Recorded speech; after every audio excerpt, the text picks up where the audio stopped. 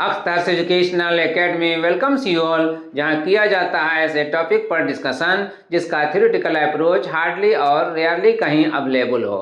आज के video class में हम जिस टॉपिक पर डिस्कशन करेंगे वो टॉपिक फिजिक्स में काइनेमेटिक्स का सर्कुलर मोशन है। सर्कुलर मोशन जिसे हम वृत्तीय गति भी कहते हैं। सर्कुलर मोशन या वृत्तीय गति जो भी हो, ये है क्या, आज हम इसी पर डिस्कस करेंगे, इसी के बारे में कुछ सीखेंगे। इसके लिए हम स्टार्ट करते हैं इसके डिफिनीशन से और फिर हम प्रोसीड करेंगे with the help of that definition and this diagram.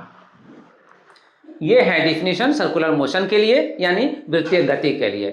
Clear है इस डिफिनीशन से? The motion in which a body moves on a circular path in a plane is circular motion, यानी वह गति जिसमें कोई वस्तु किसी तल में वृत्तीय पथ पर चलता हो वृत्तीय गति कहलाती है। क्लियर है इस डिफिनीशन से कि इसमें जिन शर्तों को हमें ध्यान में रखना होगा उसमें सर्कुलर पाथ को ध्यान में रखना होगा और प्लेन को ध्यान में रखना होगा। अगर कोई बॉडी मूव कर रहा है किसी प्लेन में तो उसके मूव करने से एक सर्कुलर पाथ बनना चाहिए, ये हमें ध्यान में रखना होगा।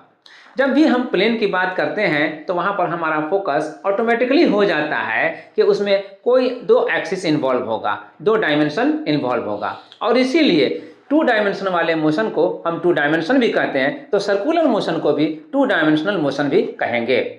क्लियर? अब हम इसको अंडरस्टैंड करेंगे with the help of this definition and this diagram. Circular motion को हम समझने के लिए इस डायग्राम का हम हेल्प लेंगे। फॉर सिंपलिसिटी इस सर्कुलर पाथ पर हम 1 2 3 4 पर्टिकुलर पोजीशंस को दिखला रहे हैं और इन 4 पर्टिकुलर पोजीशंस पर डिफरेंट टाइम्स में जो बॉडी का पोजीशंस है वो किस तरह है हम यहाँ पर उसे दिखला दें, उसके बाद फर्दर हम डिस्कस करें। सर्कुलर मोशन में रहते हुए किसी बॉडी का 1 2 3 4 A B C D के नाम से ये 4 पोजीशंस दिखलाए जा रहे हैं। इस डायग्राम को देखने के बाद हम कुछ बातों पर फोकस करेंगे। नंबर 1, बॉडी चाहे पोजीशन A पर हो, चाहे पोजीशन B पर हो, पोजीशन C पर हो या पोजीशन D पर हो, कहीं पर भी हो, जो डिस्टेंस है इसका यहाँ सेंटर से हम मेजर कर रहे हैं तो इससे यहाँ तक का जो डिस्टेंस आ रहा है वो, यहाँ से यहाँ तक का जो डिस्टेंस आ रहा है वो, यहाँ से यहाँ तक का जो डिस्टेंस आ रहा है वो, और यहाँ से यहाँ तक का जो डिस्टेंस आ रहा है वो, ऑल आर इक्वल, सभी इक्वल हैं। क्यों?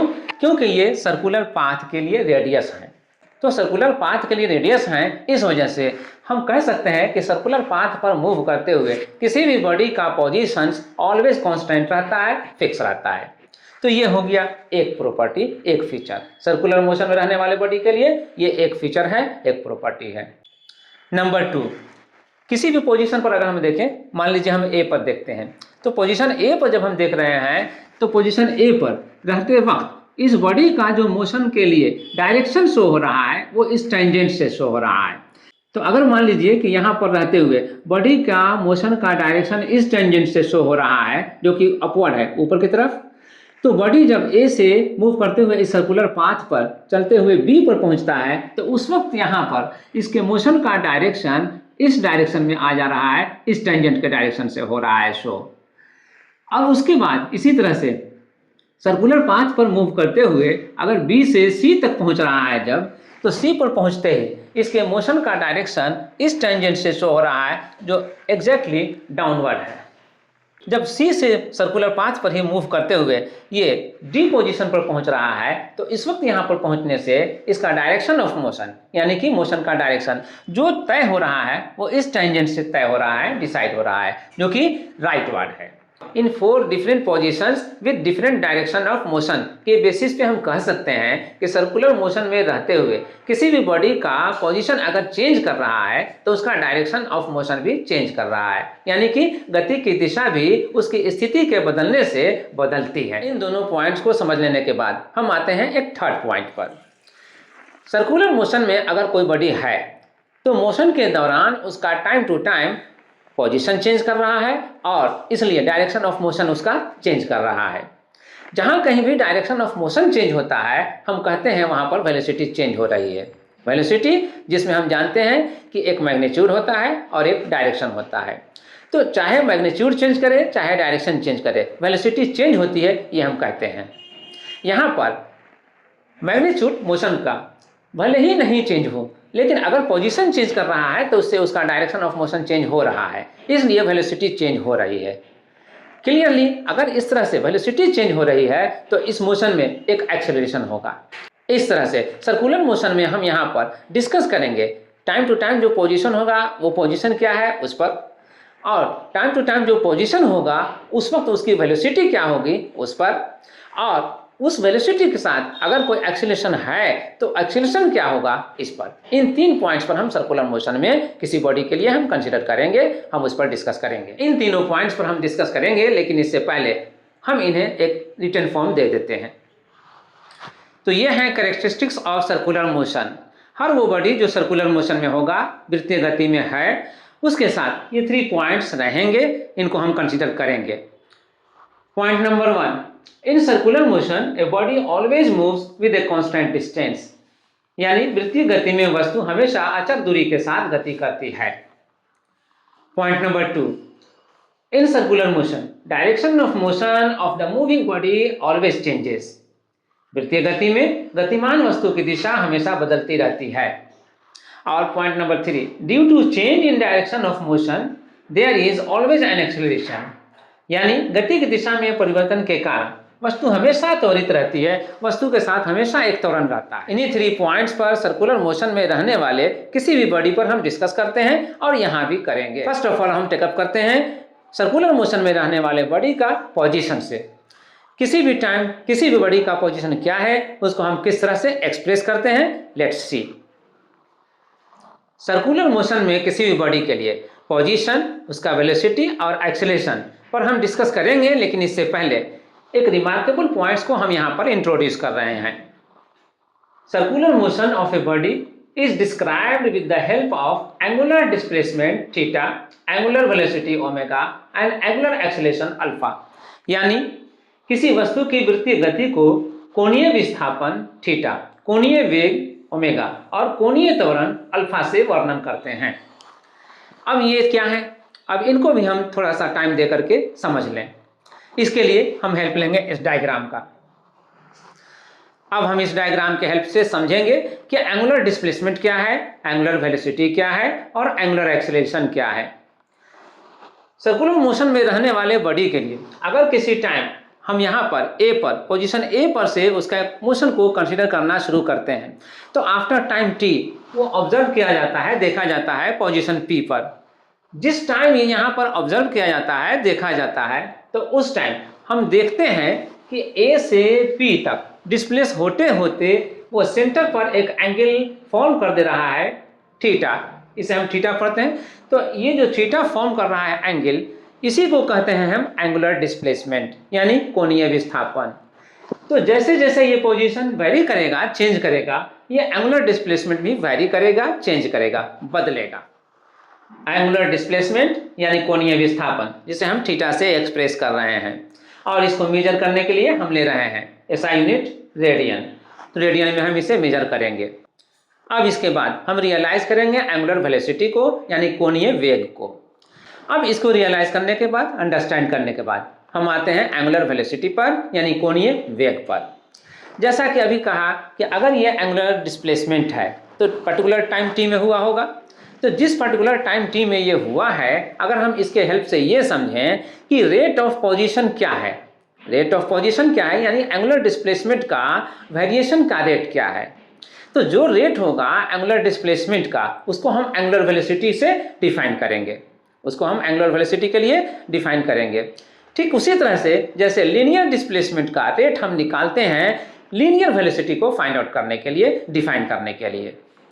तो यहाँ पर जो हम एंगुलर वेलोसिटी लाएंगे वो डिफाइन करेंगे rate of change of angular displacement से, यानी कि कोणीय विस्थापन के दर से। एंगुलर वेलोसिटी यानी कोणीय वेग, जिसे हम एक्सप्रेस कर रहे हैं ओमेगा से, और डिफाइन कर रहे हैं rate of change of angular displacement से।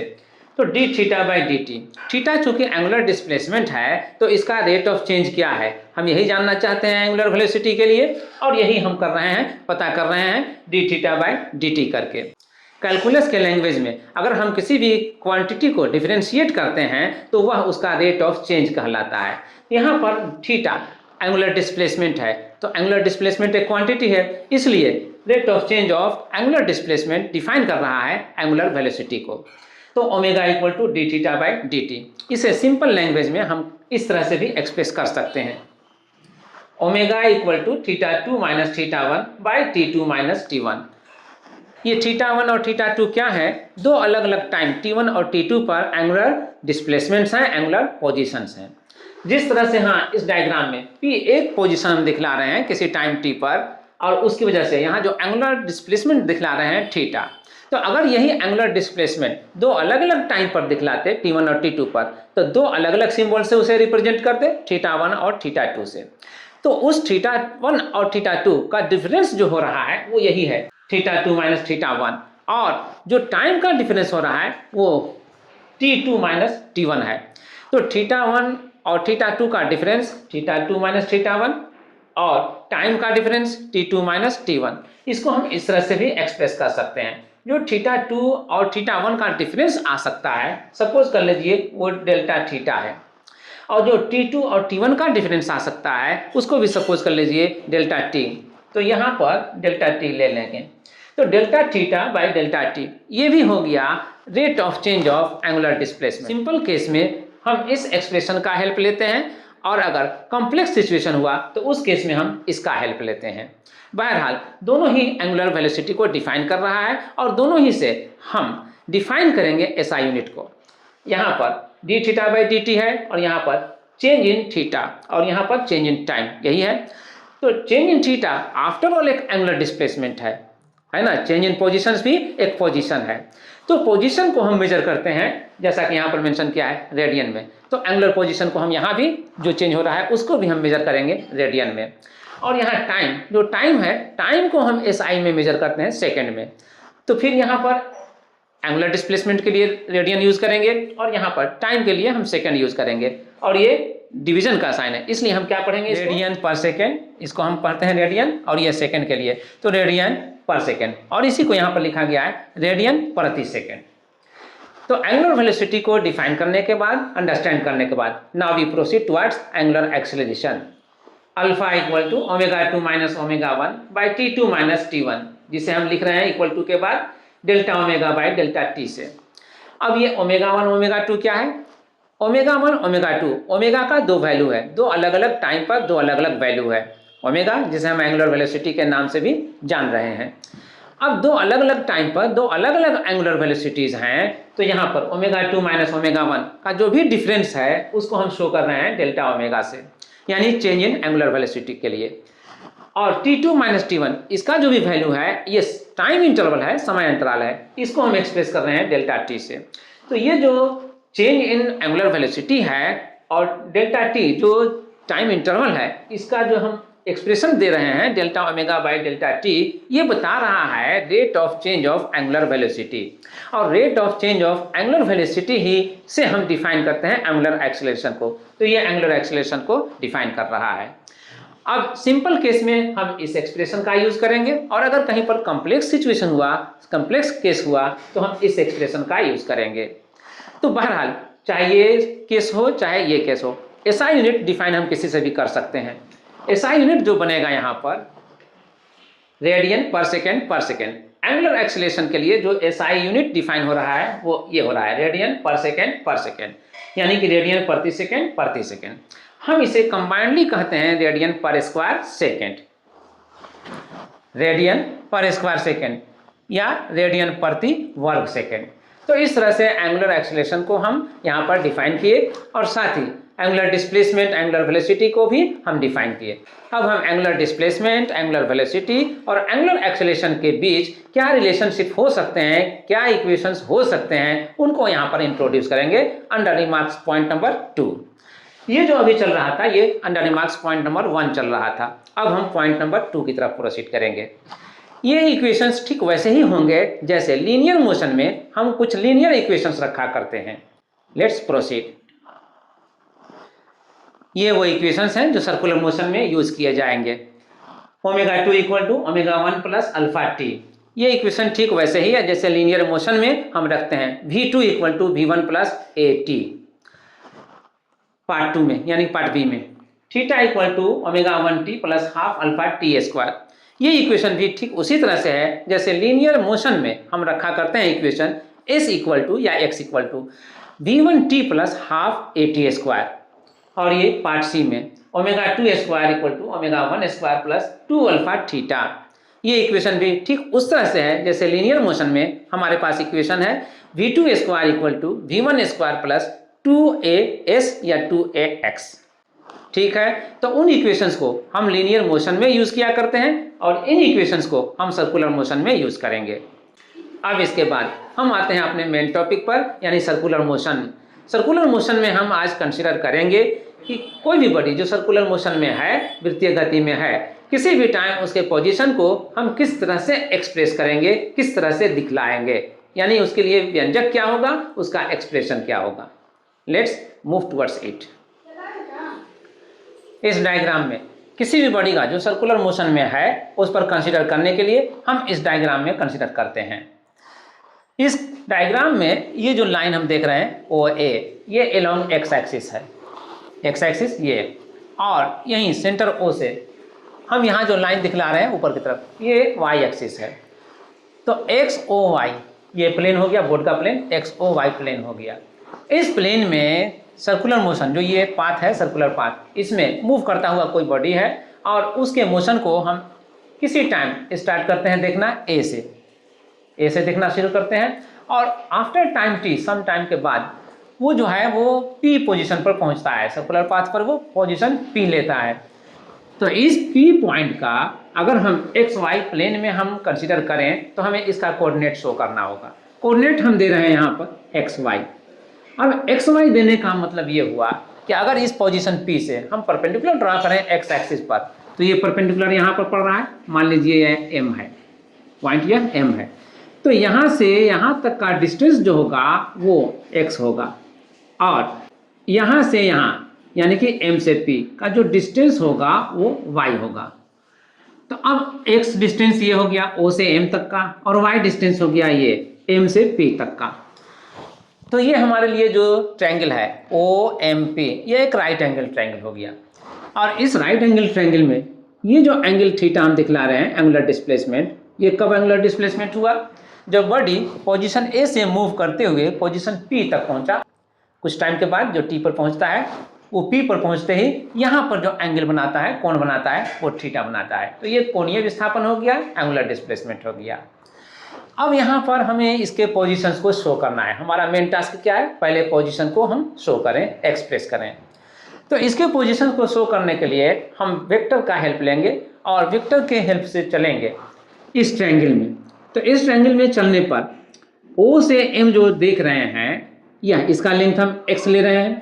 तो x एक्सिस के अलोंग जो यूनिट वेक्टर कहलाता है आई कैरेट, उससे अगर हम इस x को मल्टीप्लाई कर दें तो x मैग्नीट्यूड रखने वाला एक वेक्टर हो जाएगा, वेक्टर OM। ठीक है, तो हम यहाँ पर लिख सकते हैं vector OM equal to xi caret. और इसी तरह हम M से P के लिए आते हैं, M से P यानी MP। तो M से P का लेंथ अगर y है तो y एक्सिस के अलोंग अगर हम जानते हैं यूनिट वेक्टर j कैरेट है, तो j कैरेट से अगर इस y को मल्टीप्लाई कर दिया जाए तो एक वेक्टर मिलेगा जिसका मैग्नीट्यूड y का होगा। तो इसलिए वेक्टर MP जो होगा वो एक्सप्रेस किया जा सकता है yj कैरेट से। क्लियर? देयरफॉर हम कह सकते हैं vector MP equal to yj caret. तो अब इस ट्रायंगल में OMP, इस ट्रायंगल में OM वेक्टर हमें मिल गया, MP वेक्टर हमें मिल गया।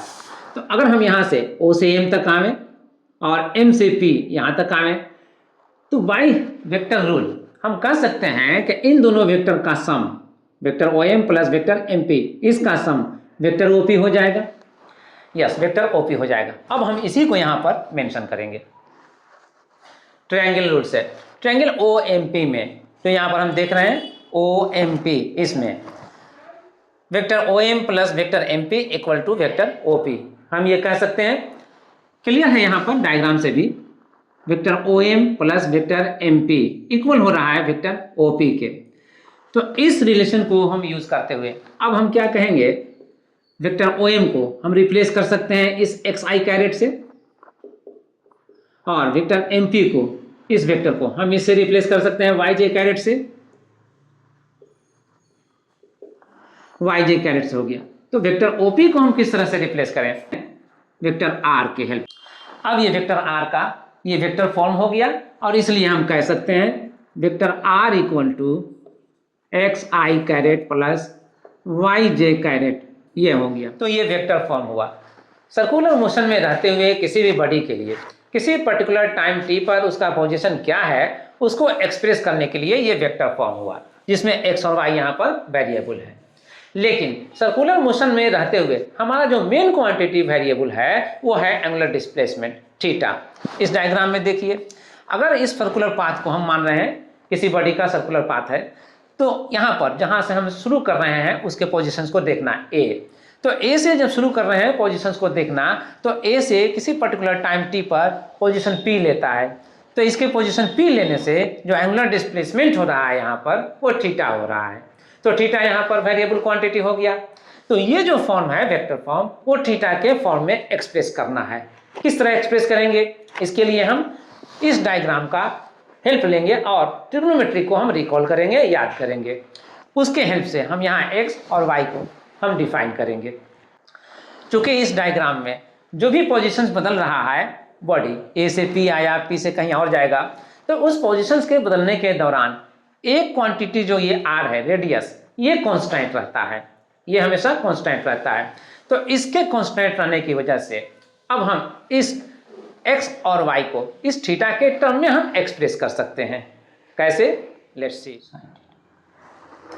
इस डायग्राम का अगर हम हेल्प लेते हैं ट्रिग्नोमेट्री के फॉर्मूला को फिट करने के लिए, तो यहाँ पर x बाई r, जो x देख रहे हैं ये इस ट्रायंगल के लिए यह x बेस का काम कर रहा है और ये r हाइपोटेन्यूज का काम कर रहा है।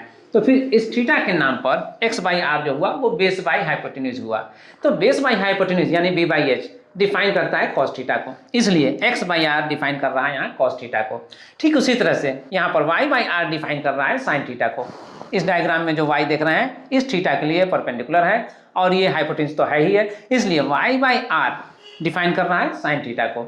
इससे हम x के वैल्यू को लाएंगे r cos थीटा करके और यहाँ से हम लाएंगे y equal to r sin theta करके।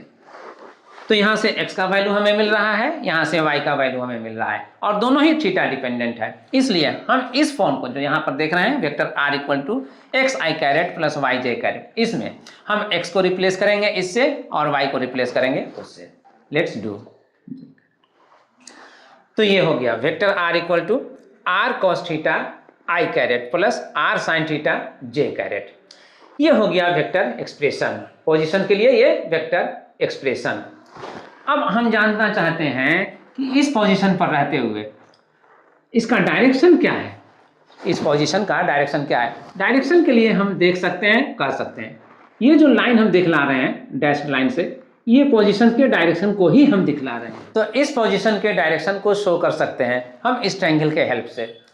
इस ट्रायंगल में इसका जो डायरेक्शन डिफाइन हो रहा है वो इस एक्स एक्सिस के साथ थीटा एंगल बनते हुए डिफाइन हो रहा है। तो इस थीटा एंगल को हम किस तरह डिफाइन कर सकते हैं इस ट्रायंगल में, यहाँ पर y बाई एक्स कर लें अगर तो ये डिफाइन हो जाएगा।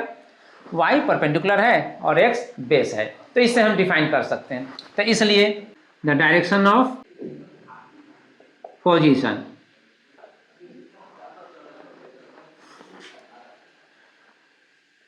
y बाई एक्स से डिफाइन हो जाएगा। अब y बाई एक्स से अगर डिफाइन होगा तो y बाई एक्स क्या है, y को हम यहाँ पर ले रहे हैं r साइन थीटा और x को हम ले रहे हैं यहाँ पर r cos थीटा। r और r कैंसिलेशन के बाद हमें मिलता है sign theta by cos theta और ये tan थीटा को डिफाइन करता है। तो इस तरह से अगर डायरेक्शन ऑफ पोजीशन हम जानना चाहते हैं तो हम tan थीटा को डिफाइन करेंगे, tan थीटा का हेल्प लेंगे। सर्कुलर मोशन में रहने वाले बॉडी का पोजीशन डायरेक्शन हमें इससे मिल जाएगा tan थीटा से। तो हम इसलिए कह सकते हैं tan theta equal to y by x. अब इस डायरेक्शन को रियलाइज करने के बाद हम प्रोसीड करते हैं जिस जगह पर है, जो पोजीशन है अभी वहां पर उसकी वेलोसिटी क्या है उसको अंडरस्टैंड करने के लिए। वेलोसिटी जिसे हम वेग कह रहे हैं, सर्कुलर मोशन में रहने वाले किसी भी बॉडी के लिए उसका वेलोसिटी क्या होगा, उसका एक्सप्रेशन क्या होगा, अगर हम ये जानना चाहते हैं तो इसके लिए हम हेल्प लेंगे इसका, जो ये पोजीशन वेक्टर को शो कर रहा है वेक्टर फॉर्म में। इसका vector r equal to r cos theta i caret plus r sin theta j caret. Clearly इस एक्सप्रेशन में थीटा जो है वही वेरिएबल क्वांटिटी है, अलग अलग टाइम पर उसका वैल्यू अलग अलग होगा एंगुलर डिस्प्लेसमेंट के नाम पर, जैसा कि इस डायग्राम में हम देख चुके हैं। अगर पोजीशन ए से हमने कंसीडर किया सर्कुलर मोशन को, तो ए से पी तक जाते जाते जो सेंटर पर एंगुलर डिस्प्लेसमेंट हो सका वो थीटा। इसलिए सर्कुलर मोशन में रहते हुए बॉडी का पोजीशन अगर चेंज कर रहा है तो उसकी वजह से यहाँ पर जो एंगुलर डिस्प्लेसमेंट के नाम पर थीटा जो यहाँ पर इंट्रोड्यूस हो रहा है वो थीटा भी चेंज हो रहा है। तो इसलिए हम कह सकते हैं कि इस एक्सप्रेशन में थीटा वेरिएबल क्वांटिटी है। तो इसके वैरी करने से ये r पोजीशन जो है वेक्टर वो वैरी करेगा, वो चेंज करेगा। तो अब हम rate of change of r अगर फाइंड आउट कर लें तो rate of change of position हो गया, वो फाइंड आउट हो जाएगा। अब उस rate of change of position से हमें मिलेगा वेलोसिटी। तो अब इसी को पता करना, यानी कि rate of change of position क्या है, यही हमारा टास्क है। और इसके लिए हम इसे डिफरेंशिएट करेंगे, इन कैलकुलस हम इसे डिफरेंशिएट करेंगे। डिफरेंशिएट करने के लिए, r को डिफरेंशिएट करने के लिए हम कैलकुलस का हेल्प ले रहे हैं और लिख रहे हैं dr/dt, वेक्टर dr/dt। तो इसी तरह से RHS टर्म को भी हम डिफरेंशिएट करेंगे और इसके लिए हम लिख रहे हैं dr cos θ/dt। i caret जो वेक्टर फॉर्म है यूनिट वेक्टर के लिए, इसको हम अलग रख रहे हैं। और यहाँ इसी तरह से j कैरेट जो यूनिट वेक्टर है वो भी, उसको भी हम यहाँ पर अलग रख रहे हैं। और इसके साथ जो ये है r sin θ, ये वेरिएबल है, तो इसलिए हम इसको यहाँ पर डिफरेंशिएट करेंगे टाइम t के रिस्पेक्ट में। तो dr sin θ/dt ये हो गया बाई रूल। अब हम यहाँ पर देखते हैं कि r जो इस सर्कुलर मोशन के लिए एक कांस्टेंट डिस्टेंस का भी रोल प्ले कर रहा है, इसलिए यह कांस्टेंट है और इसको हम डिफरेंशिएट ना करके इसको एज फैक्टर आउट कर लेते हैं, बाहर कर लेते हैं।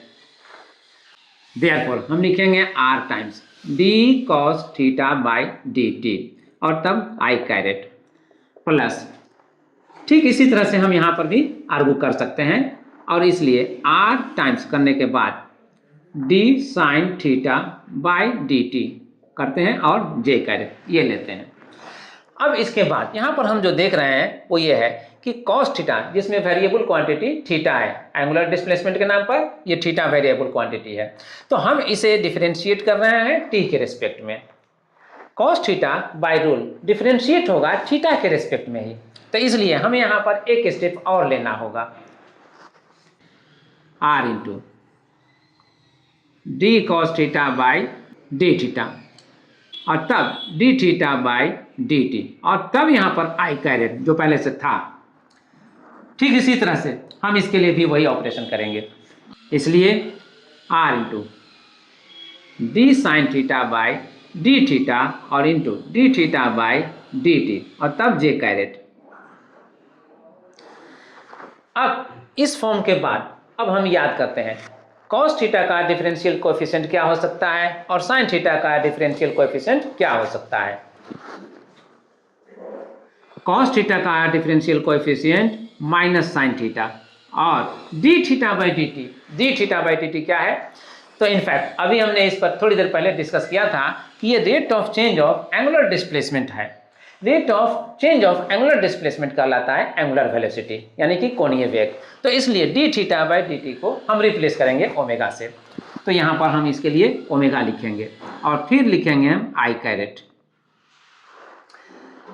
प्लस r, तो यहाँ पर लिखा हुआ है, लिखेंगे भी sin थीटा का डिफरेंशियल कोएफिशिएंट cos थीटा होता है, तो cos थीटा हम इसके लिए लिखेंगे cos थीटा। अब इसके बाद d θ/dt है, d θ/dt जैसे यहाँ पर हमने डिफाइन किया ओमेगा, उसी तरह से इसके लिए भी हम डिफाइन करेंगे ओमेगा, यानी कि एंगुलर वेलोसिटी और तब j कैरेट ये आया। तो अब इस तरह से डिफरेंशिएट करने के बाद एज पर रूल हम यहाँ पर आते हैं LHS में, जो हम वेक्टर r को डिफरेंशिएट कर रहे हैं t के रिस्पेक्ट में। ये वेक्टर r पोजीशन है, लीनियर मोशन के लिए पोजीशन है। तो लीनियर मोशन के लिए अगर ये पोजीशन है तो ये लीनियर वेलोसिटी को इंडिकेट करेगा। क्लियरली लीनियर वेलोसिटी को हम v से इंडिकेट करते हैं, तो यहाँ पर हम इसके लिए v लाएंगे और इसीलिए हम लिखेंगे वेक्टर v। तो वेक्टर v यानी कि वेलोसिटी हो गया। तो वेक्टर v को अब हम एक्सप्रेस कर सकते हैं इस एक्सप्रेशन से। ये वेक्टर फॉर्म ही है जो कह रहा है r minus sine theta under bracket है और ये omega i caret plus r cos theta omega j caret. इसको हम फाइनली हम अरेंज करते हैं और फिर इसे एक्सप्रेस करते हैं। ये है वेक्टर v यानी कि वेलोसिटी के लिए एक्सप्रेशन। हमने इसको रीराइट करने के लिए इसका हेल्प लिया। यहाँ जो देख रहे हैं एंगुलर वेलोसिटी ओमेगा और ये r, हमने इन्हें एक साथ किया और अंडर ब्रैकेट लिखा minus omega r sine theta, minus omega r sine theta, और तब ये आई कैरेट यहाँ पर लिखा। उसके बाद फिर यहाँ पर आते हैं, यहाँ जो ओमेगा और यहाँ जो r है उनको एक साथ करते हैं और एक साथ करने के बाद कॉस थीटा के साथ इसे यहाँ पर अंडर ब्रैकेट लिखते हैं। तो ओमेगा आर कॉस थीटा ये हो गया और जे कैरेट जैसे यहाँ पर था वैसे यहाँ पर है। इस तरह से ये वेक्टर फॉर्म हुआ किसका, वेलोसिटी का। तो सर्कुलर मोशन में रहते हुए किसी बॉडी का वेलोसिटी उस पर्टिकुलर टाइम पर जहाँ पर वो है क्या होगा वेलोसिटी, उसको हम इससे एक्सप्रेस कर सकते हैं। अब ये तो वेक्टर फॉर्म हुआ, लेकिन इसका मैग्नीट्यूड कितना होगा वेलोसिटी के लिए वो भी हम देख लें और फिर साथ ही हम देख लें कि उसका डायरेक्शन ऑफ मोशन क्या होगा। इस वेलोसिटी का अगर हम मैग्नीट्यूड देखना चाहते हैं तो हम इसका एब्सोल्यूट वैल्यू फाइंड आउट करेंगे। तो वेक्टर v का एब्सोल्यूट वैल्यू मॉडुलस निकाल के फाइंड आउट करते हैं और इसलिए मॉडुलस लेने में जो आई कैरेट का जो यहाँ पर टर्म देख रहे हैं minus omega r sine theta, इसको हम लेंगे एज x। ठीक है, किसी भी वेक्टर में जैसे हमने अभी इससे ठीक पहले देखा था vector r equal to x i caret plus y j caret, तो इस r का मैग्नीट्यूड अगर हमें फाइंड आउट करना होता तो हम किस तरह फाइंड आउट करते। बाय डेफिनेशन हम इसके लिए लिखते x square plus y square का स्क्वायर रूट। तो x square plus y square का स्क्वायर रूट लिख रहे हैं इसके मैग्नीट्यूड को एक्सप्रेस करने के लिए, बताने के लिए। तो हमें इस वेलोसिटी का मैग्नीट्यूड फाइंड आउट करना है तो इसको भी हमें इसी पॉइंट ऑफ व्यू से कंसीडर करना पड़ेगा और इसीलिए ये जो पूरा टर्म है ये हमारे लिए x की जगह पर है और ये जो पूरा टर्म है ये हमारे लिए y की जगह पर है। हम ये भी कर सकते हैं कि x एक्सिस के अलोंग ये वेलोसिटी कंपोनेंट है और y एक्सिस के अलोंग ये वेलोसिटी कंपोनेंट है। क्लियर? तो अब इसलिए हम यहाँ पर इसका मैग्नीट्यूड फाइंड आउट करेंगे तो लिखेंगे minus omega r sine theta इसका स्क्वायर प्लस यहाँ पर ओमेगा आर कॉस थीटा इसका स्क्वायर। इतना करने के बाद अब हम यहाँ पर देखते हैं कि v इक्वल टू इस स्क्वायर की वजह से ये जो माइनस है वो तो प्लस में चेंज हो जाएगा। तो प्लस में चेंज करते ही हम यहाँ पर ओमेगा आर देख रहे हैं, यहाँ पर भी ओमेगा आर देख रहे हैं। ओमेगा आर कॉमन ले सकते हैं स्क्वायर टर्म करके। तो हम यहाँ पर वो काम करते हैं ऐसे, कॉमन लेने के बाद अंडर ब्रैकेट जो रह जाएगा वो हम यहाँ पर देखते हैं। इसमें सिर्फ साइन थीटा स्क्वायर के साथ रह जाएगा और इसमें कॉस थीटा स्क्वायर के साथ रह जाएगा। तो हम लिखेंगे sine square theta plus cos square theta. Clearly by trigonometry हम कह सकते हैं sine square theta plus cos square theta, theta के किसी भी वैल्यू के लिए 1 होगा। तो ये 1 से रिप्लेस कर दिया जाएगा और तब हम पाएंगे v equal to under root omega square whole square में, और ये तो 1 हो गया। तो 1 लिखने के बाद अब जो हम पा रहे हैं इस स्क्वायर से ये स्क्वायर रूट को हम रिमूव कर सकते हैं। तो हम यहाँ रिमूव करते हैं और लिखते हैं फिर ओमेगा आर। तो v इक्वल टू आया हमारे पास जो एक्सप्रेशन वो आया ओमेगा आर। तो अब हम कह सकते हैं कि सर्कुलर मोशन में रहते हुए किसी भी बॉडी के लिए जिस टाइम पोजीशन जो भी होगा उस पोजीशन पर उसका लीनियर वेलोसिटी क्या होगा, किस तरह से निकाला जा सकता है, वो हमें इस फॉर्मूले से मिल जाएगा। तो अब हम कह सकते हैं कि सर्कुलर मोशन में रहते हुए किसी भी बॉडी का जहाँ पर वो है उस वक्त उसका वेलोसिटी क्या है उसको हम फाइंड आउट कर सकते हैं इसके हेल्प से। ठीक है, ओमेगा इंटू आर। तो यह हुआ वेलोसिटी को फाइंड आउट करने के लिए एक एक्सप्रेशन, एक फॉर्मूला। अब डायरेक्शन को हम कैसे फाइंड आउट कर सकते हैं इसके लिए भी हमें कंसीडर करना होगा। डायरेक्शन ऑफ मोशन ही इसके डायरेक्शन से पता चलेगा। तो हम यहाँ पर मान लेते हैं पोजीशंस को एक्सप्रेस करने के लिए हमने डायरेक्शन लिया था थीटा, ये थीटा ही उसका पोजीशन के डायरेक्शन को शो कर रहा था। तो अब हम थीटा का यूज नहीं कर पाएंगे। तो थीटा का यूज नहीं कर पाएंगे तो इसलिए अब डिफरेंट शो करने के लिए हम थीटा 1 ले लेंगे। तो डायरेक्शन ऑफ मोशन को शो करने के लिए हम थीटा 1 का हेल्प लेंगे। क्लियर?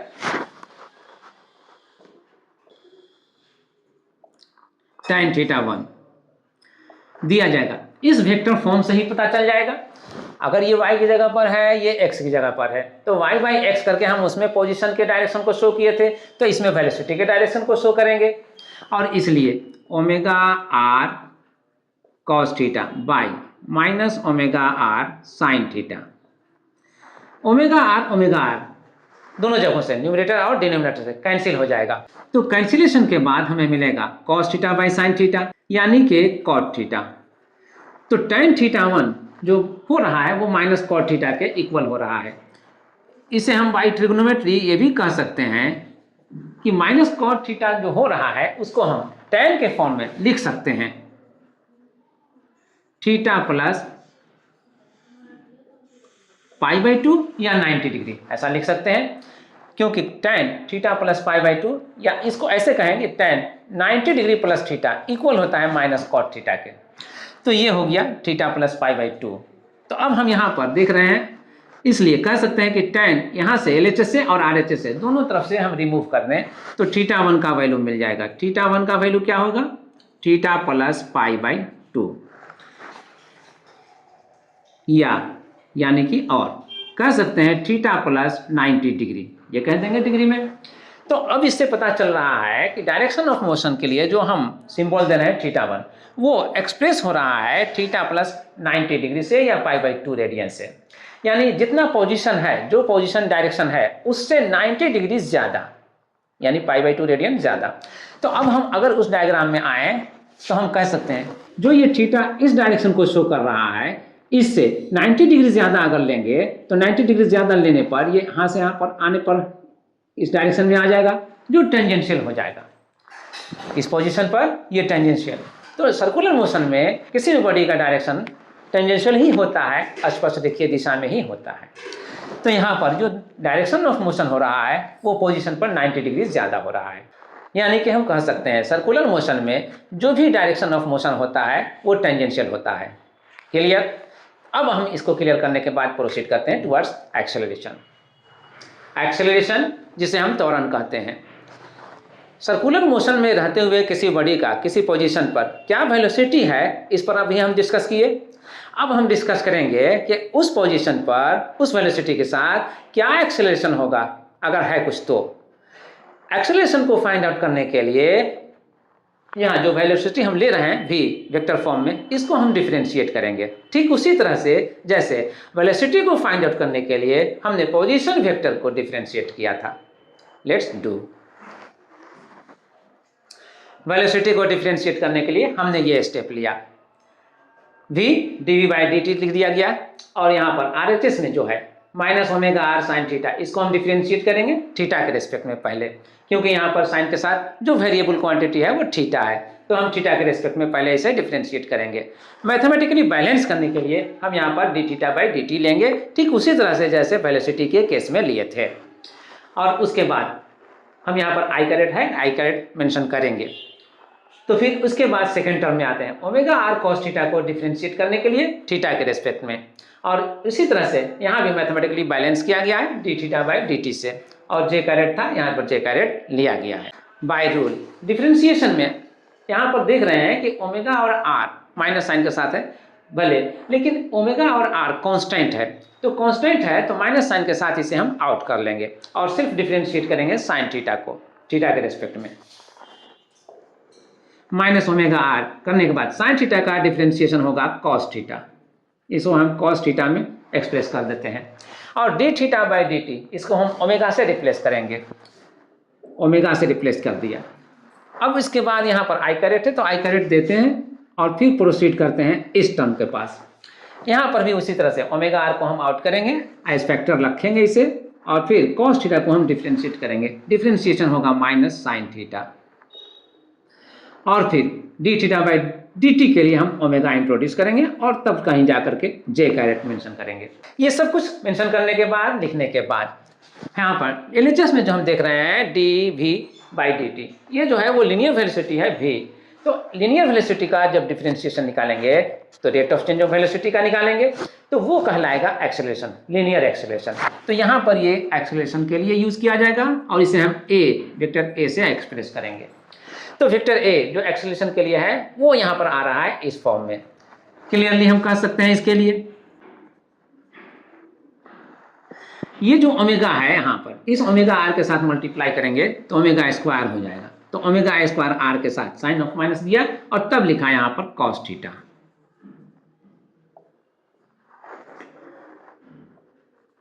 आई कैरेट कर लीजिए और फिर उसके बाद यहाँ पर ओमेगा आर है, यहाँ भी ओमेगा है, इसके लिए भी हम ओमेगा स्क्वायर आर लिख सकते हैं। माइनस साइन देने के बाद हम यहाँ पर एक्सप्रेस करेंगे माइनस ओमेगा स्क्वायर आर और ये साइन थीटा और तब जे कैरेट।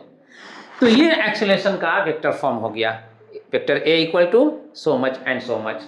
अब इससे हम इसका मैग्नीट्यूड फाइंड आउट कर सकते हैं, ठीक वेलोसिटी की तरह, जैसे वेलोसिटी के केस में हमने फाइंड आउट किया था। और डायरेक्शन भी हम इससे इसका फाइंड आउट कर सकते हैं, ठीक उसी तरह से जैसे वेलोसिटी के केस में किया था। Let's do. इस स्टेप के बाद जो एक्सेलरेशन ए का हम मैग्नीट्यूड फाइंड आउट करने चले थे, यहाँ पर आते हैं a equal to under root minus omega square r, इसका स्क्वायर ले करके हमने यहाँ इन दोनों टर्म से जिसमें मिल रहा है माइनस ओमेगा स्क्वायर आर यहाँ भी माइनस ओमेगा स्क्वायर आर यहाँ भी, दोनों से मिलेगा कॉमन, तो हमने कॉमन यहाँ पर ले लिया।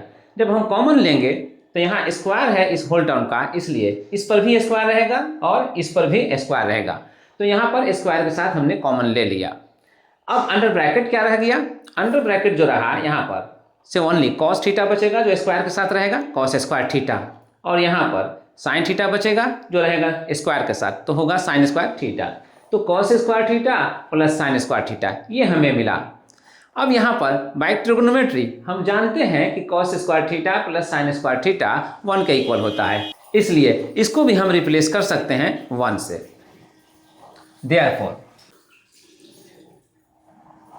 1 से इसको रिप्लेस करने के बाद, इसे 1 से रिप्लेस करने के बाद इसको अब इस फैक्टर से मल्टीप्लाई करेंगे, तो ये फैक्टर एज इट इज रह जाएगा minus omega square r to the whole square into 1 that is this one, यानी कि minus omega square r to the whole square. अब बाय फैक्ट हम कह सकते हैं कि यहाँ ये स्क्वायर इस स्क्वायर रूट की वजह से रिमूव हो जाएगा, तो हम फाइनली पाएंगे a equal to minus omega square r. यहाँ पर माइनस का साइन जो मीनिंग रखता है उसको हम अंडरस्टैंड कर लें। इस एक्सप्रेशन में माइनस ओमेगा स्क्वायर आर में ओमेगा स्क्वायर तो एंगुलर वेलोसिटी ओमेगा का स्क्वायर वैल्यू है, इसलिए ये तो निगेटिव नहीं हो सकता, तो फिर माइनस का साइन सिर्फ आर के साथ जा सकता है। जब माइनस का साइन आर के साथ जाएंगे तो आर को यहाँ पर हम इस डायग्राम में जान चुके हैं, समझ चुके हैं। आर जो है वो पोजीशन वेक्टर है टाइम टी पर, सर्कुलर पाथ पर मूविंग बॉडी का पोजीशन वेक्टर है टाइम टी पर, और ये पोजीशन वेक्टर इस लाइन से इस डायरेक्शन में शो हो रहा है, ये डायरेक्शन है। तो टाइम टी पर जो इसका पोजीशन है उसका डायरेक्शन जिधर शो हो रहा है उसका अपोजिट डायरेक्शन इस एक्सेलरेशन का होगा, माइनस का साइन यहाँ पर ये मीनिंग देता है। क्लियर? तो अब हम इसे लिख सकते हैं कि देयरफॉर अगर हम वेक्टर साइन के साथ इसको डिनोट करें तो vector a equal to omega square minus r vector, minus r vector. तो अब वेक्टर ए का डायरेक्शन जो हुआ वो इस आर के डायरेक्शन का अपोजिट हुआ, तो यहाँ पर इस एक्सप्रेशन से हमें मैग्नीट्यूड भी मिल जा रहा है जो ओमेगा स्क्वायर आर से डिनोट होगा, एक्सप्रेस होगा, और डायरेक्शन भी मिल जा रहा है जो आर के डायरेक्शन का अपोजिट हो रहा है। इस डायरेक्शन को हम बाय ट्रिग्नोमेट्री भी फाइंड आउट कर सकते हैं। लेट्स सी, यहाँ पर एक्सेलरेशन ए का डायरेक्शन अगर हम ट्रिग्नोमेट्री के हेल्प से अंडरस्टैंड करना चाहते हैं तो उसके लिए हमें आना पड़ेगा इस फॉर्म पर। जो वेक्टर ए का वेक्टर फॉर्म है minus omega square r cos theta i caret plus minus omega square r sine theta j caret. इस एक्सप्रेशन में यह y के प्लेस पे है और यह x के प्लेस पे है। हम कह सकते हैं कि यह एक्सेलरेशन का y डायरेक्शन में कंपोनेंट है और यह एक्सेलरेशन का x डायरेक्शन में कंपोनेंट है। इसलिए अगर हमें डायरेक्शन चाहिए, एक्सेलरेशन का डायरेक्शन चाहिए, तो डायरेक्शन के लिए हम किसके रिस्पेक्ट में मेजर करेंगे? हमेशा ही हम पोजीशन वेक्टर के रिस्पेक्ट में मेजर करेंगे। पोजीशन वेक्टर के साथ मान लीजिए कि जो एंगल बना रहा है वो हम नहीं जानते हैं कितना बना रहा है। पोजीशन वेक्टर खुद ही जो एंगल बना रहा था इस डायग्राम में हम कह रहे हैं ये पोजीशन वेक्टर का डायरेक्शन है और ये डायरेक्शन थीटा एंगल पर है एक्स एक्सिस के साथ। ठीक है, तो थीटा एंगल पर है एक्स एक्सिस के साथ, तो डायरेक्शन हम जब भी देंगे तो एक्स एक्सिस के रिस्पेक्ट में ही देंगे। मान लीजिए कि वो डायरेक्शन θ2 है, एक्सेलरेशन के लिए वो डायरेक्शन θ2 है, तो हम यहाँ पर θ2 लेंगे और θ2 लेने के बाद जो हम डिफाइन करते हैं डायरेक्शन के लिए y कंपोनेंट और x कंपोनेंट के रेशियो से, तो y कंपोनेंट तो ये है और x कंपोनेंट ये है, तो यहाँ पर हम देंगे minus omega square r sine theta by minus omega square r cos theta. अब यहाँ पर माइनस तो माइनस से कैंसिल हो जाएगा और ओमेगा स्क्वायर आर इससे कैंसिल हो जाएगा। यहाँ पर क्या रहेगा, अब रह जाएगा only sign theta by cos theta और ये आता है tan थीटा के इक्वल। तो जो हमने लिया था tan θ2, एक्सेलरेशन के लिए डायरेक्शन हम θ2 सपोज करके प्रोसीड कर रहे हैं, tan θ2 आ रहा है इक्वल tan थीटा के। अब इसके माने ये हुआ कि θ2 या तो थीटा के बराबर होगा या बाय ट्रिग्नोमेट्री ही θ2 tan के लिए जो हम लिख सकते हैं या में tan 180 डिग्री प्लस थीटा, तो tan θ2 अब या तो इक्वल होगा tan थीटा के या फिर tan 180 डिग्री प्लस थीटा के इक्वल होगा। अगर tan थीटा के इक्वल हुआ तो इसके माने ये हुआ कि पोजीशन जो दिखला रहे हैं यहाँ पर जिस एंगल थीटा के साथ वही एक्सेलरेशन के लिए भी थीटा एंगल हो रहा है, तो डायरेक्शन जो पोजीशन वेक्टर का होगा वही डायरेक्शन एक्सेलरेशन का भी होगा। लेकिन यहाँ पर जो हम वेक्टर फॉर्म देते हैं या देखते हैं एक्सेलरेशन के लिए, इसमें हम देख रहे हैं कि जे कैरेट के साथ जो y होना चाहिए वो नेगेटिव साइन के साथ है और यहाँ आई कैरेट के साथ भी जो यहाँ पर है x वैल्यू वो नेगेटिव साइन के साथ है, तो y वैल्यू भी नेगेटिव और x वैल्यू भी नेगेटिव, दोनों नेगेटिव है। तो कोऑर्डिनेट सिस्टम हमें ये सजेस्ट करता है कि ये पॉइंट जो हो सकता है वो थर्ड कोऑर्डिनेट में होगा। थर्ड कोऑर्डिनेट में आने के लिए अगर इस पोजीशन के अपोजिट हम यहाँ पर कोई पोजीशन लेते हैं तो यहाँ पर पहुँचने के लिए हम इसको यहाँ से यहाँ मिलाएंगे, इस लाइन को पीछे की तरफ बढ़ाते हुए प्रोसीड करते हुए, तो वैसे केस में क्या होगा, just we can see it, ये पोजीशन होगा। अब इस पोजीशन तक हम आने के लिए क्या करेंगे, एक्स एक्सिस तो ये है, इसके साथ ये कितना का एंगल यहाँ पर बनते हुए पहुँचेंगे देखने के लिए हम यहाँ से चलेंगे, तो यहाँ से चलते हुए यहाँ पर आएंगे और उसके बाद फिर यहाँ से चलते हुए यहाँ पर आएंगे, यहाँ से यहाँ तक आएंगे तो ऑलरेडी ये जो थीटा एंगल है वही फॉर्म होगा। अब उसके बाद यहाँ से जब यहाँ पर आएंगे ऐसे करते हुए तब कहीं जाकर के 180 होगा। तो अब अगर 180 होगा तो टोटल एंगल जो यहाँ से लेकर के बनता हुआ दिखलाएंगे बनाते हुए, तो ये थीटा प्लस 180 ये हमें दिखलाना पड़ेगा। तो ये जो कंडीशन हो रहा है फुलफिल, वो इस कंडीशन में फुलफिल हो रहा है tan 180 डिग्री प्लस थीटा के कंडीशन में। इसके माने ये हुआ कि जो एक्सेलरेशन का डायरेक्शन होगा वो इसी कंडीशन को फुलफिल करता हुआ होगा, ये कंडीशन को फुलफिल करता हुआ नहीं होगा, ठीक है। लेकिन पोजीशन बॉडी का यहाँ पर है, इसलिए पोजीशन यहाँ पर रहते हुए भी सिर्फ डायरेक्शन को हमें बताना हो अगर, तो डायरेक्शन को हम ये जो एरो दे रहे हैं पोजीशन को बताने के लिए जस्ट इसको रिवर्स कर देंगे, उलट करके दिखाएंगे। जैसे ये जो हम दे रहे हैं एरो, ये एक्सेलरेशन के लिए दे रहे हैं, तो ये एक्सेलरेशन के डायरेक्शन को शो कर रहा है। ये डायरेक्शन हमें सजेस्ट कर रहा है कि जो डायरेक्शन पोजीशन वेक्टर के लिए है ये उसका जस्ट अपोजिट है, रिवर्स। तो ऐसे केस में हम यहाँ जो tan θ2 equal to tan theta और tan 180 प्लस थीटा दिखला रहे हैं, उसमें tan थीटा को हम इग्नोर करेंगे और tan 180 प्लस थीटा को हम शो करेंगे।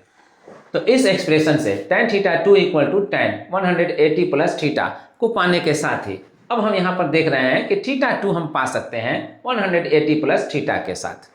तो θ2 जो एक्सेलरेशन के लिए हम डायरेक्शन सपोज कर रहे थे with respect to x axis के साथ, तो ये हमें मिल रहा है 180 प्लस थीटा। थीटा क्या था, थीटा पोजीशन वेक्टर का डायरेक्शन था, पोजीशन वेक्टर का डायरेक्शन। तो इसके माने ये हुआ कि एक्सेलरेशन पोजीशन वेक्टर का जो डायरेक्शन है उससे भी 180 डिग्री ज़्यादा होगा। तो अब इसको रियलाइज करते हुए अब यहाँ पर आते हैं वंस अगेन।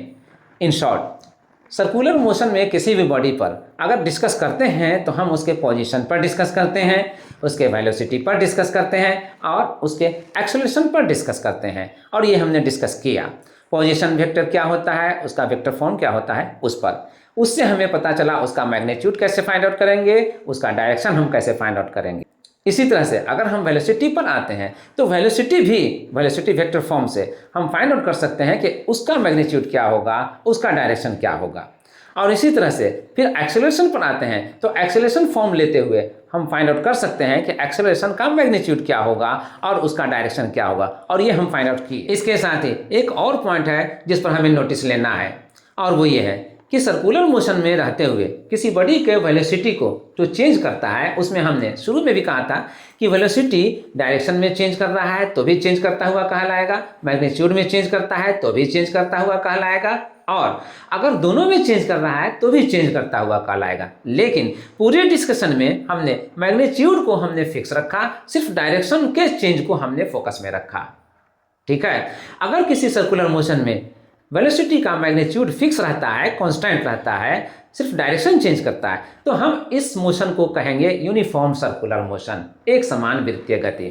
और आज हम जो भी डिस्कस किए वो इसी यूनिफॉर्म सर्कुलर मोशन के लिए किए। हाँ, अब इसके बाद हम आते हैं कि जो एक्सेलरेशन हमने यहाँ पर डिराइव किया वो कोऑर्डिनेट मेथड से किया। एक्सेलरेशन के लिए जो भी एक्सप्रेशन है वो हम बाय सिंपल ज्योमेट्री मेथड से भी डिराइव कर सकते हैं। इस तरह से अब हम ये देखेंगे बाय सिंपल ज्योमेट्री। अगर हम एक्सेलरेशन को अंडरस्टैंड करना चाहते हैं तो हम इस डायग्राम में कुछ चेंज करके हम अंडरस्टैंड कर सकते हैं। जो कुछ भी यहाँ पर चेंज किया गया है उसमें हम देख सकते हैं, समझ सकते हैं।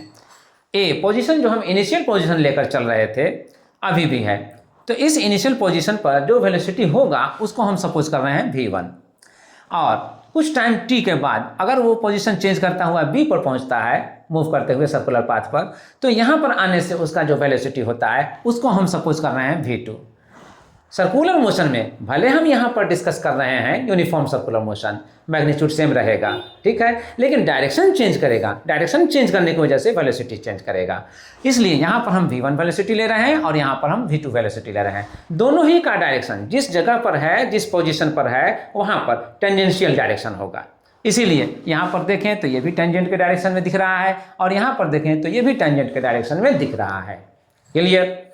अब इसके बाद चेंज इन वेलोसिटी क्या होगा, हम इसको अब कंसीडर करेंगे। चेंज इन वेलोसिटी को फाइंड आउट करने के लिए हम v2 माइनस v1 करेंगे। इसलिए यहाँ पर जो हम देख रहे हैं v1 और v2 ये वही है जो यहाँ पर अभी हम डिस्कस कर चुके, समझ चुके। अब आते हैं v2 माइनस v1 को फाइंड आउट करने के लिए।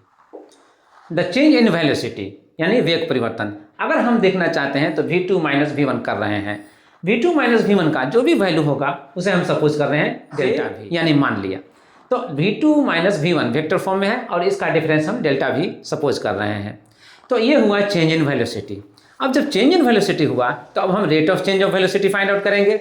Rate of change of velocity के लिए हम इस चेंज इन वेलोसिटी को जितना टाइम इंटरवल है उससे हम डिवाइड करेंगे। टाइम इंटरवल हम लेकर चल रहे थे एक t1 और एक t2, इनिशियल पोजीशन पर टाइम t1 और फाइनल पोजीशन पर टाइम t2, दोनों का डिफरेंस निकालेंगे, t2 माइनस t1 करेंगे। तो ये जो t2 माइनस t1 होगा ये टाइम इंटरवल होगा, समय अंतराल होगा, इसलिए t2 माइनस t1 ले रहे हैं। इसको भी मान लीजिए डेल्टा t, ठीक है, तो यहाँ भी लिखेंगे से। अब डेल्टा t ये हो गया और डेल्टा v ये हो गया, तो rate of change of velocity find out करेंगे। Therefore delta v by delta t जो rate of change of velocity को शो कर रहा है उसी को हम जानते हैं एक्सेलरेशन, इसलिए हम इसे a कह रहे हैं, वेक्टर a। अब हमें पता करना है कि इस a का रिलेशन किस तरह से r के साथ है। यहाँ तो v और t में रिलेशन हो गया, r इसमें किस तरह से इन्वॉल्व है। अब हम इसको इंट्रोड्यूस करेंगे। यहाँ पर a को r के साथ यानी कि जो सर्कुलर पाथ का रेडियस है उसके साथ रिलेट करने के लिए वंस अगेन हमने कुछ चेंज किया है। जो पॉइंट ए पर, पोजीशन ए पर इनिशियल वेलोसिटी हम v1 को शो कर रहे थे अपवर्ड डायरेक्शन में, और पॉइंट बी पर जो वेलोसिटी हम शो कर रहे हैं इस डायरेक्शन में v2 के नाम पर। तो चूंकि चेंज इन वेलोसिटी हुआ है इसलिए चेंज इन वेलोसिटी को फाइंड आउट करने के लिए हम यहाँ पर कुछ चेंज किए हैं, एक्सटेंड किए हैं। क्या किए हैं, यहाँ पर जो वेलोसिटी v1 है ए पर उसको उसके पैरेलल ही में हमने शिफ्ट किया है, और शिफ्ट करके इसको ऊपर उठाते हुए यहाँ से यहाँ तक का लेंथ को मेंटेन रखते हुए यहाँ पर लाए हैं पॉइंट बी पर, पोजीशन बी पर। तो यहाँ पर लाने के बाद अब इसके डायरेक्शन को इसके अपवर्ड डायरेक्शन की तरह ही हम इसे शो कर रहे हैं। तो अब ये जो डायरेक्शन है वो इसको शो कर रहा है, मैग्नीट्यूड जो इसका लेंथ होगा वो इसके लेंथ के बराबर रखते हुए हम शो कर रहे हैं। ये जो वेलोसिटी है v2, फाइनल वेलोसिटी v2, ये अभी भी वही है। तो अब जो चेंज इन वेलोसिटी होगा हम वेक्टर रूल से कह सकते हैं इस ट्रायंगल में ये वेक्टर प्लस ये वेक्टर इक्वल हो जाएगा बाय वेक्टर रूल इस वेक्टर के यानी कि V2 के। तो वेक्टर रूल से V2 इक्वल हो रहा है अगर V1 vector plus something vector, इसका हम वैल्यू नहीं जानते हैं। तो अगर नहीं जानते हैं तो इसी को हमने यहाँ पर सपोज किया था डेल्टा V, तो डेल्टा V हम यहाँ पर लिख देंगे और डेल्टा V चूंकि इक्वल है V2 माइनस V1 के, तो इसको भी हम लिख सकते हैं और यही यहाँ पर लिखा हुआ है। तो V2 माइनस V1 लिखिए या डेल्टा V लिखिए। क्लियर? तो अब जो भी है V2 माइनस V1 जो हो रहा है डिफरेंस वो डेल्टा V से शो हो रहा है वेक्टर फॉर्म में। तो अब हमारे लिए ये ट्रायंगल वेलोसिटी के लिए ट्रायंगल हो गया, ये वेलोसिटी ट्रायंगल हो गया। अब वंस अगेन हम आते हैं यहाँ पर इस ट्रायंगल में जो OAB पोजीशन से बन रहा है या बन सकता है। इसको A से B को हम अगर डायरेक्टली मिला दें जैसा कि मिला रहे हैं, तो A से B को या B से A को ज्वाइन करने के बाद हमें जो ट्रायंगल मिल रहा है वो OAB ये मिल रहा है। और ये जो ट्रायंगल मिल रहा है वो पोजीशन A और B के खातिर मिल रहा है। तो ये पोजीशन वेक्टर ट्रायंगल को शो कर सकता है, ये हम इसे सपोज कर सकते हैं। तो पोजीशन A और B को लेते हुए अगर हम देखें तो सर्कुलर पाथ के लिए ये जो शेप बन रहा है पाथ का ये कर्व है और ये जो हम डायरेक्ट ज्वाइन कर रहे हैं ये स्ट्रेट है। अगर ये एंगल जो बन रहा है एंगुलर डिस्प्लेसमेंट के नाम पर, ये जो एंगल है अगर स्मॉल हो जैसा कि हम पहले भी शुरू में डिस्कस किए थे, तो ये स्मॉल एंगल के लिए ये जो लाइन है सेगमेंट, लाइन सेगमेंट, इसका लेंथ और ये जो आर्क सेगमेंट का लेंथ होगा उसका लेंथ का डिफरेंस जो होगा वो बहुत ही कम होगा, इतना कम कि हम उसे इग्नोर कर सकते हैं। इग्नोर करने के केस में अगर हम इसको या इसको सपोज कर लें आर्क AB नियरली इक्वल होगा AB सेगमेंट के, तो नियरली इक्वल होने के केस में मान लीजिए यह डेल्टा S होता है, डेल्टा S। तो अब ये डेल्टा S इसके लिए और इसके लिए दोनों के लिए कंसिडरेबल होगा। क्लियर? अब हम आते हैं फर्दर इस पॉइंट पर। इस पॉइंट पर आने के लिए हम इस डेल्टा S को हम इस ट्रायंगल में लेंगे और डेल्टा V को हम इस ट्रायंगल में लेंगे। तो जो दो ट्रायंगल हमारे पास हो रहा है उस दोनों में ही अब हम देखते हैं अगर कि यहाँ पर इस ट्रायंगल में ये एंगल थीटा बन रहा है, तो इस पॉइंट पर B पॉइंट पर यहाँ पर जो वेलोसिटी V1 और V2 है यहाँ पर कितना एंगल बन सकता है या बन रहा है, इसको हम कैसे कंसीडर करेंगे, इसको हम कैसे इंटरप्रेट करेंगे। तो बाय सिंपल सेंस हम ये कह सकते हैं कि जैसे जैसे A से मूविंग बॉडी का पोजीशन चेंज करेगा B की तरफ जाने के लिए, वैसे वैसे टेंजेंट का डायरेक्शन भी चेंज करेगा। ठीक है? तो जब ये डायरेक्शन चेंज करेगा तो इसके सर्कुलर पाथ पर मूव करने से यहाँ पर एंगुलर डिस्प्लेसमेंट होता रहेगा। तो जिस तरह से ये एंगुलर डिस्प्लेसमेंट होता रहेगा यानी कि एंगल फॉर्म होता रहेगा, बनता रहेगा, तो वैसे ही यहाँ पर भी एंगल चेंज होता रहेगा। तो अगर ये थीटा है टाइम t के बाद, तो जो भी यहाँ पर एंगल में चेंज हुआ होगा वो भी थीटा के बराबर ही हुआ होगा। यस, यही क्लू है हमारे लिए। तो जब ये थीटा के इक्वल हुआ है तो अब इस ट्रायंगल में ये थीटा लेने पर ये ट्रायंगल और ये ट्रायंगल, अब हम देखते हैं तो इसमें इसका मैग्नीट्यूड और इसका मैग्नीट्यूड, तो उसी तरह से इसमें इस ट्रायंगल में इसका मैग्नीट्यूड और इसका मैग्नीट्यूड दोनों तो बराबर है। तो इसका और इसका रेशियो और इसका रेशियो दोनों इक्वल होगा। तो बाय ज्योमेट्री अब हम कह सकते हैं कि दो साइड्स का रेशियो और दोनों साइड के बीच का एंगल इक्वल हो रहा है, तो दोनों ट्रायंगल सिमिलर होगा।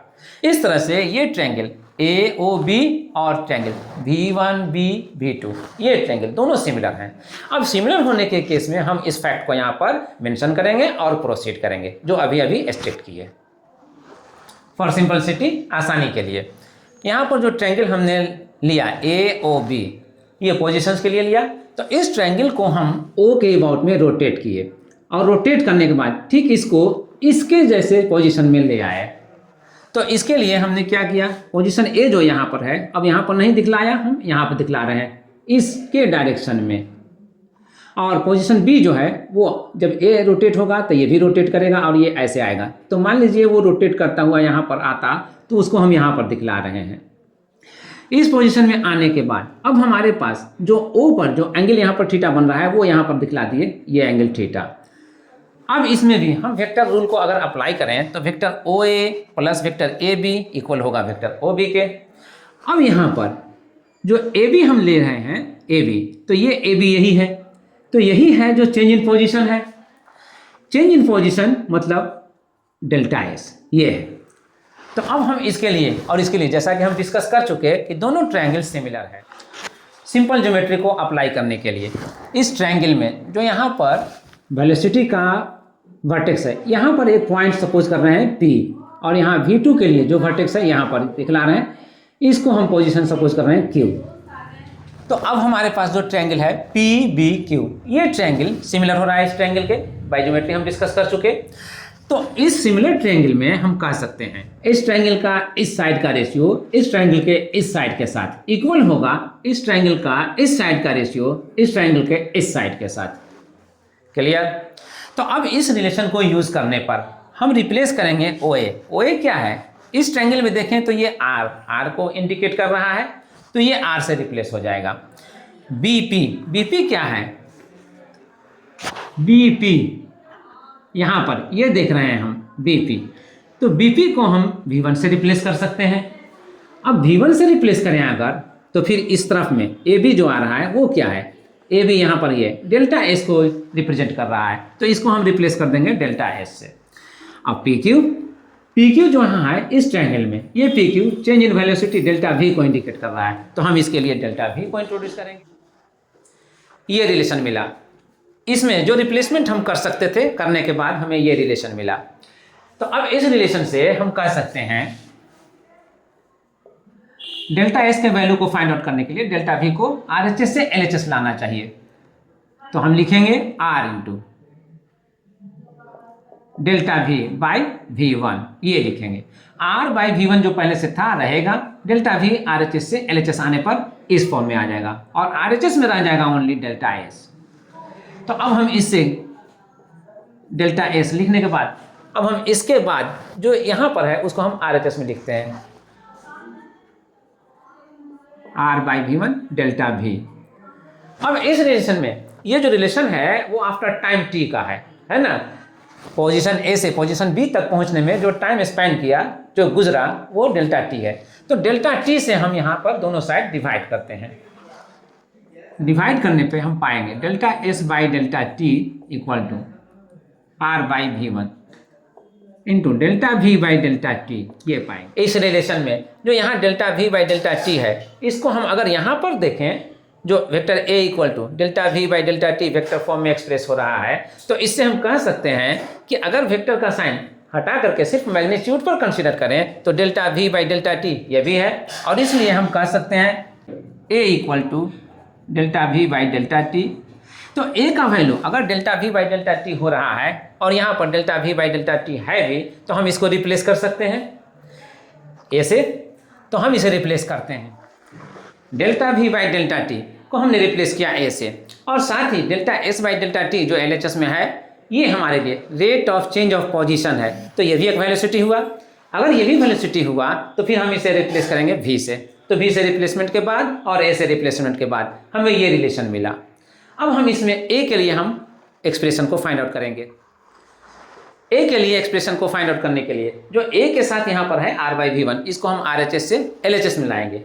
LHS में लाने पर ये जो V1 है वो यहाँ पर मल्टीप्लाई होगा, ये जो R है यहाँ पर एज डिनोमिनेटर आएगा। एज डिनोमिनेटर आने के बाद अब जो एक्सप्रेशन मिल रहा है A के लिए वो V by R into V1 हो रहा है। बट V1 क्या है? V1 हो या V2 हो, ये तो इस वेलोसिटी ट्रायंगल में वेलोसिटी के लिए है यूज़ किया हुआ टर्म, और V1 और V2 दोनों ही मैग्नीट्यूड में इक्वल हैं, क्योंकि सर्कुलर मोशन में हम जो डिस्कस कर रहे हैं वो यूनिफॉर्म सर्कुलर मोशन पर डिस्कस कर रहे हैं, और यूनिफॉर्म सर्कुलर मोशन में वेलोसिटी का मैग्नीट्यूड कांस्टेंट रहता है। इसलिए अगर हम देखें और कहें तो V1 जो है और V2 दोनों इक्वल है, और उसका एक कॉमन वैल्यू हम ले सकते हैं V। तो हम इस V1 को रिप्लेस करेंगे V से, और फिर फाइनली हम लिखेंगे। अब हम इस रिलेशन में जो V1 को रिप्लेस किए हैं V से, उसको यहाँ पर मेंशन कर दें और फिर फर्दर प्रोसीड करें। इस रीजन को मेंशन करने के साथ ही हमने यहाँ जो acceleration A equal to V square by R है उसको वंस अगेन यहाँ पर टेकअप किया। अब हम कह सकते हैं कि सर्कुलर मोशन में, यूनिफॉर्म सर्कुलर मोशन में अगर बॉडी वेलोसिटी V मैग्नीट्यूड के साथ मूव कर रहा है तो फिर उसका जो एक्सेलरेशन होगा वो V स्क्वायर बाई R होगा। ये V square by R acceleration का एक फॉर्म है। लेकिन ये फॉर्म उस फॉर्म से अलग है, डिफरेंट है, जिसको हमने देखा था कोऑर्डिनेट मेथड में। वो था a equal to omega square r। यहाँ इस फॉर्म से हम उस फॉर्म को ला सकते हैं या उस फॉर्म से हम इस फॉर्म को ला सकते हैं। किस तरह से? v इक्वल टू जो ओमेगा r होता है उसको यहाँ पर मेंशन करते हुए, तो v इक्वल टू अगर हम ओमेगा r ले रहे हैं तो v स्क्वायर, यहाँ पर जो v स्क्वायर है उसके लिए हम स्क्वायर करेंगे, दोनों साइड स्क्वायर करेंगे, तो ओमेगा स्क्वायर r स्क्वायर ये हो जाएगा omega square r square. Clearly हम ये कह सकते हैं कि जो डिनोमिनेटर का r है इसके r स्क्वायर के पावर स्क्वायर को कैंसिल कर देगा, तो हमारे पास जो रह जाएगा ओनली ओमेगा स्क्वायर r ये रह जाएगा। तो a equal to omega square r ये हो गया। अब इस डायग्राम के हेल्प से अगर हम इसके डायरेक्शन को डिटरमाइन करना चाहें तो हम इस वेलोसिटी ट्रायंगल में आएंगे। इस वेलोसिटी ट्रायंगल में PQ साइड जो है वो P से Q चेंज इन वेलोसिटी के डायरेक्शन को शो कर रहा है, तो चेंज इन वेलोसिटी का डायरेक्शन ही एक्सेलरेशन का डायरेक्शन होगा। अब ये डायरेक्शन किधर है, इसके लिए हम इस वेक्टर को जो P से Q का वेक्टर हम दिखला रहे हैं इसको इसी के पैरेलल में हम नीचे की तरफ स्लाइड करेंगे, खिसकाएंगे और खिसकाते हुए हम लाएंगे ठीक इस सेंटर O के सामने। जब हम इसे शिफ्ट करेंगे इसके पैरेलल ही, तो किसी टाइम जो यहाँ पर हम देख रहे हैं अभी, किसी टाइम वो यहाँ से आते हुए वो यहाँ पर आएगा, इसके पैरेलल करेंगे तो यहाँ पर आएगा, ठीक है, और फिर इसके पैरेलल करेंगे तो यहाँ पर आएगा। तो इस तरह से शिफ्ट करते हुए हम कह सकते हैं कि ये जो डायरेक्शन है इसका, ये डायरेक्शन इस तरफ है, तो पॉइंट O सेंटर की तरफ है, तो इसलिए एक्सेलरेशन का डायरेक्शन सेंटर की तरफ होगा, और एक्सेलरेशन का डायरेक्शन अगर सेंटर की तरफ हो रहा है तो ये पोजीशन का अपोजिट हो रहा है, और यही डायरेक्शन हम यहाँ पर एक्सेलरेशन का। तो अब हम डायरेक्शन देंगे तब जा करके वेक्टर फॉर्म में इसे हम लिख सकेंगे। तो अब एक्सेलरेशन a को हमने वेक्टर साइन के साथ यहाँ पर रिलेट कर दिया है, vector a equal to minus omega square vector r के टर्म में। अब इसके माने ये हुआ कि वेक्टर r का जो पोजीशन है वेक्टर का, उसका डायरेक्शन जो होगा उसका अपोजिट डायरेक्शन इस एक्सेलरेशन का होगा। ये साइन ऑफ माइनस यही इंटरप्रेट कर रहा है, यही माने बता रहा है। एक्सेलरेशन को बाय सिंपल ज्योमेट्री अंडरस्टैंड करने के बाद, मैग्नीट्यूड और डायरेक्शन दोनों में अंडरस्टैंड करने के बाद, अब हम कह सकते हैं कि आज के लिए जो हमने टॉपिक लिया था सर्कुलर मोशन, जो डिस्कस करने के लिए टॉपिक लिया था, वो यहाँ पर कंक्लूड होता है, कंप्लीट होता है। I hope you might have understood it very well. आज का क्लास आपके लिए यूजफुल रहा होगा। अगर कहीं पर कोई डाउट है, कोई कॉम्प्लिकेशन है, तो प्लीज़ कमेंट बॉक्स में अपने कमेंट के ज़रिए मुझे फीडबैक दीजिए। आने वाले किसी न किसी वीडियो क्लास में जहाँ कहीं भी पॉसिबल होगा वहाँ पर मैं उसे रेक्टिफाई करूँगा, क्लियर करूँगा, ठीक है। तो अब इसके साथ ही आज का हम क्लास कंक्लूड करते हैं। मिलते हैं फिर किसी वीडियो क्लास में, फिर किसी टॉपिक पर डिस्कशन करते हुए। Thank you.